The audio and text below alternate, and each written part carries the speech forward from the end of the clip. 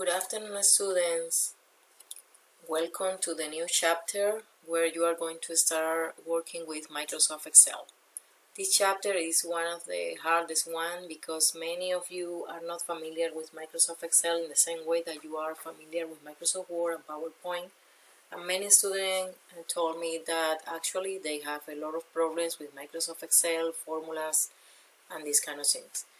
Well, in this chapter, the objectives are describe the Excel worksheet, so you are going to understand how the worksheet is divided in rows and columns, how to select cells, how to enter text and numbers, how to use the sum button to add some numbers in a range of cells, how to enter simple functions, how to copy the content for the cells to a range of cells using the handle.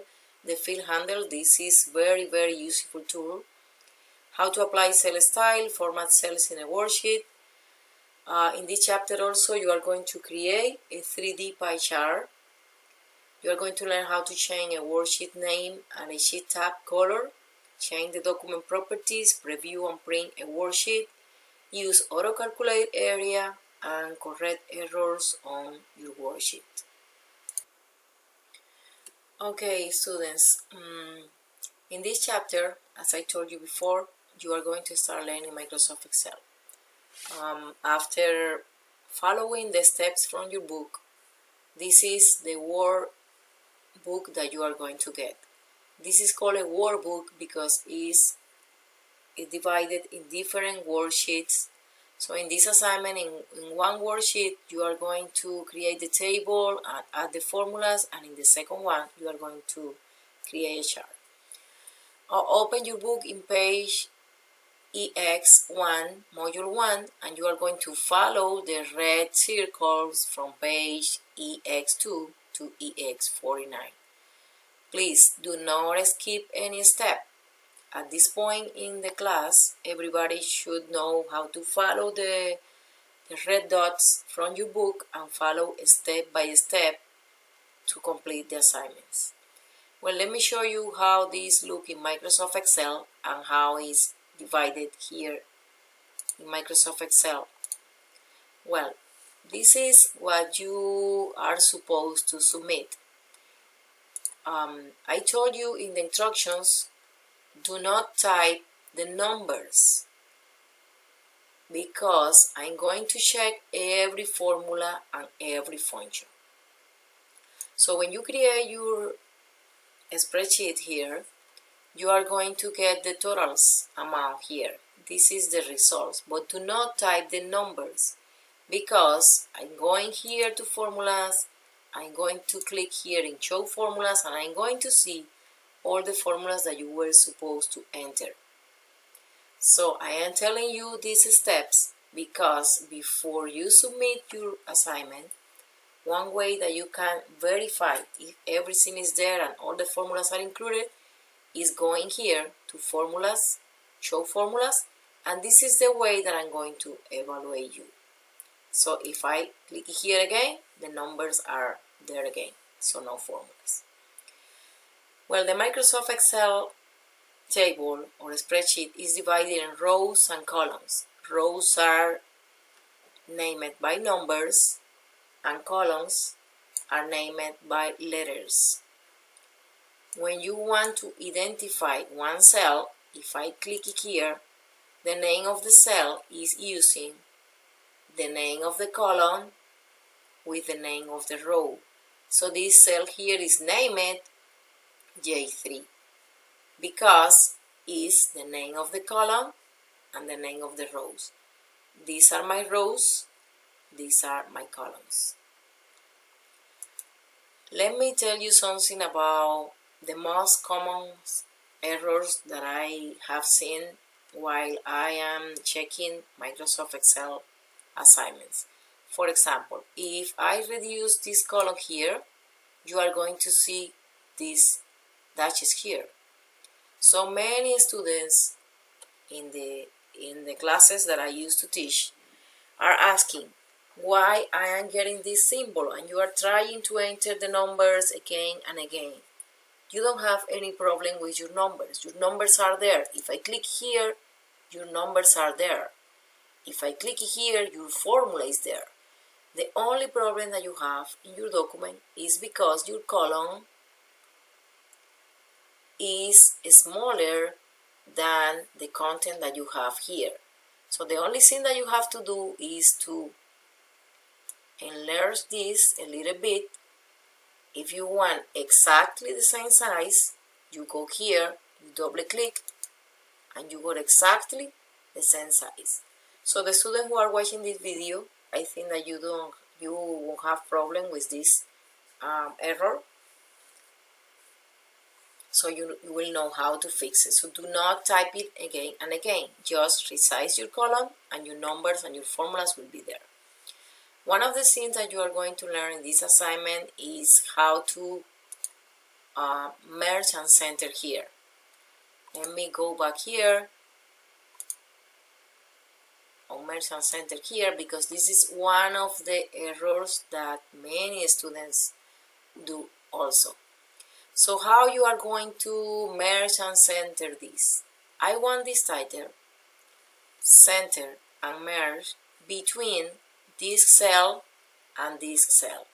So I mean from here to here. Some students are going here, are going to home, merge and send, and are telling me, this is not working. No, it's not working because you are centering this in this cell only. You need to go to select from here to here, and then is where you are going to merge and center, and then you have this in only one cell and center it here. Well, in this assignment you are going to enter the month of the years. Let me show you here. If you want to enter the month of the year, you are going to use the autofill and you are going to save a lot of time. When you type January here, anywhere, good news for you. You don't have to type the rest of the month of the year, because if you go here and you drag it, February, March, April, May, June, July. So when you drag it until December, Microsoft Excel is going to fill out this for you. This is what we call the autofill tool. That is very, very useful when you need to follow a series.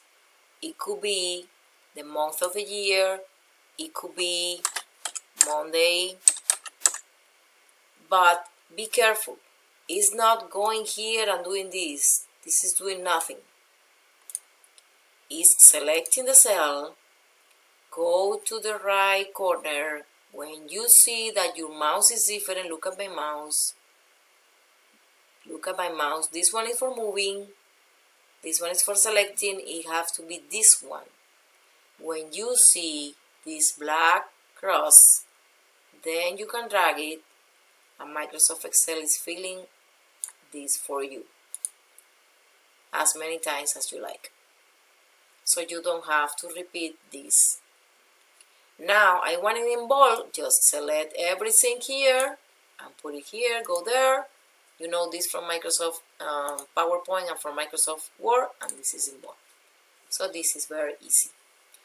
Well, another good news is useful also for formulas. I'm going to delete all these formulas. Did you see how these formulas have changed immediately? Because the numbers are updating at the moment that you delete these numbers. Let me go back. Look at my numbers here. I have some formulas here. Look at the formulas. This cell is the subtraction of D6 minus D17. If I modify D17, this value will be modified too. So if you go here to formulas, if I delete this, these numbers are immediately totally different. And these numbers will be exactly the same number that I have here because I'm subtracting nothing because C17 is empty. So I am subtracting zeros. How you are going to fill out this? I have a formula here. This is the addition of B9 to B16. Let me delete this and show you how to create this formula. It's very easy. If you click here, the easiest way to do this is go to Home, select AutoSum, and Excel automatically is going to think that you want to add these numbers. This is exactly what you want. So you press Enter, and you got your numbers there. Let me repeat this again. First step, select the cell where you want the result. Second step, if you want to add these numbers, you go here to Home, AutoSum, and Excel is going to think that you want to add these numbers. This is exactly what you want. You press Enter, and you got the results. Now, the formula that I want here is the same formula that I want here. You don't have to do the same thing again and again.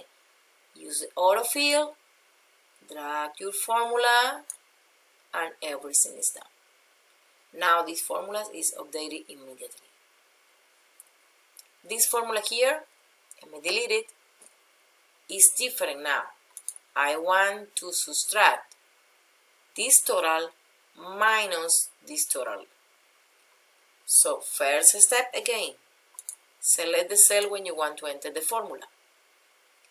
Type the equal sign.